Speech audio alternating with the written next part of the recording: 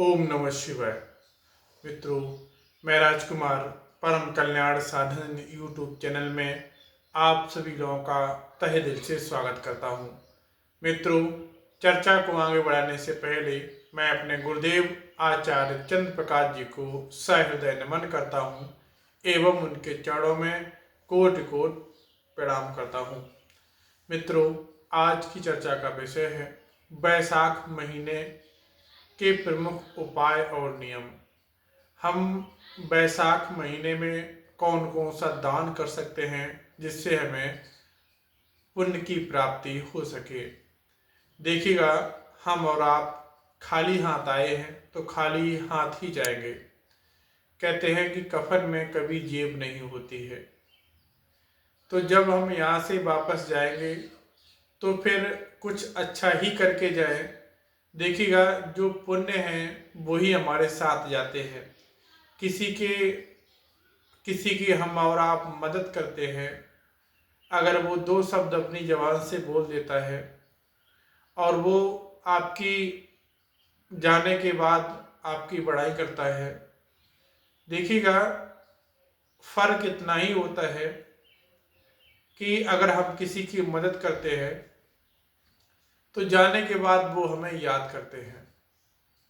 नहीं तो अगर किसी को आप ज़्यादा परेशान करेंगे, आप ज़्यादा हद तक परेशान करेंगे, तो इंसान यही कहेगा अच्छा हुआ चला गया, उसे तो जाना ही था, उसने बहुत पाप किए हैं। तो हमें मानुष जन्म का मौका मिला है और प्रभु की कृपा से हाथ पैर सब सुरक्षित है। तो हम जितना हो सके दूसरे की मदद करें। मदद करने से हमें पुण्य की प्राप्ति अवश्य होगी। पुण्य जितना हम अपने हाथों से कर लेंगे बस वही हमारे लिए बहुत है, अन्यथा कुछ साथ नहीं जाता है। सब कुछ यही का यही धरा रह जाता है।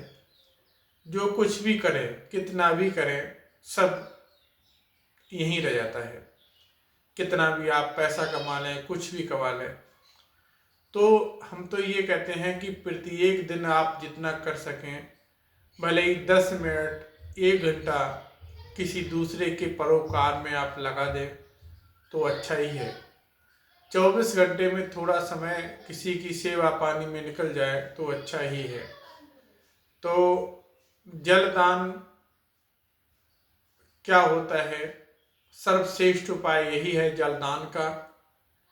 तो पहला पॉइंट यही कहता है जलदान सर्वश्रेष्ठ उपाय है। राहगीरों के लिए प्याऊ लगवाएं। जैसे कि जो रास्ता है जहाँ से लोग निकलते हैं तो वहाँ पर पानी की व्यवस्था कर दें और पक्षियों के लिए पानी रखें। जैसे कोई मटका वगैरह होता है, लोग मटके को, घड़े को इधर उधर से थोड़ा काट करके और जिसे वृक्षों पर लटका देते हैं। मिट्टी के घड़े होते हैं, उनमें वृक्षों पर लटका देते, पानी भर देते हैं, पक्षी पानी पीते हैं।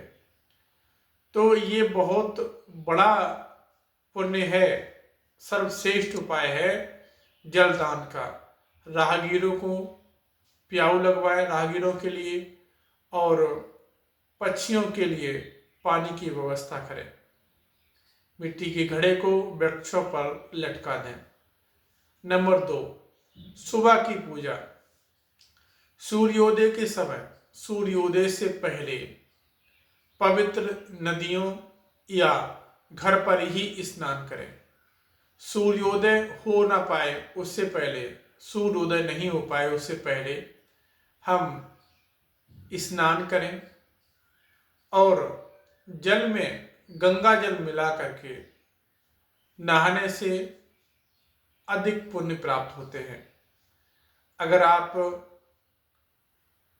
कहीं गंगा नदी के पास में हैं, अगर वहाँ स्नान कर रहे हैं तो बहुत अच्छी बात है, आपका भाग्य बहुत तेज है, आपकी किस्मत बहुत अच्छी है जो आपको ऐसा स्थान मिला है जहाँ से गंगा मैया बह रही हैं और आप वहीं पर स्नान करते हैं।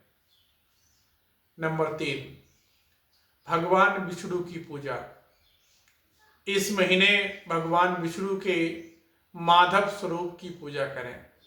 इस महीने भगवान विष्णु के माधव स्वरूप की पूजा करें। उन्हें तुलसी दल के साथ मिश्री और मेवा का भोग लगाएं। नंबर 4, दान के उपाय क्या क्या हैं? अनाज दान कर सकते हैं आप, फल दान कर सकते हैं, छाता यानी राहगीर को धूप में चल रहे हैं उन्हें छाता दान कर सकते हैं, खड़ाऊं दान कर सकते हैं यानी चप्पल वगैरह दान कर सकते हैं, पंखा दान कर सकते हैं और कपड़ा भी दान कर सकते हैं। इस महीने सत्तू का दान, सत्तू जो अपने खाने वाले होते हैं, मक्के के होते हैं, गेहूं चने के सत्तू होते हैं, सत्तू का दान विशेष दान माना जाता है। नंबर 5, महादेव के उपाय। कुटुम्बकेश्वर महादेव के नाम से शिवलिंग पर जल चढ़ाएं। कुटुम्बकेश्वर महादेव के नाम से शिवलिंग पर जल चढ़ाएं। शिवलिंग पर लाल चंदन लगा करके बेलपत्र और मौसमी फल अर्पित करें। नंबर 6, तुलसी के उपाय। प्रतिदिन तुलसी के पेड़ की जड़ में जल चढ़ाएं। प्रतिदिन तुलसी के पेड़ की जड़ में जल चढ़ाएं और पूजा करें। इससे घर में सुख समृद्धि आती है।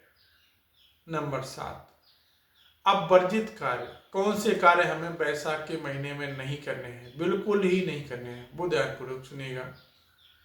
वैशाख माह में दिन में सोना नहीं है।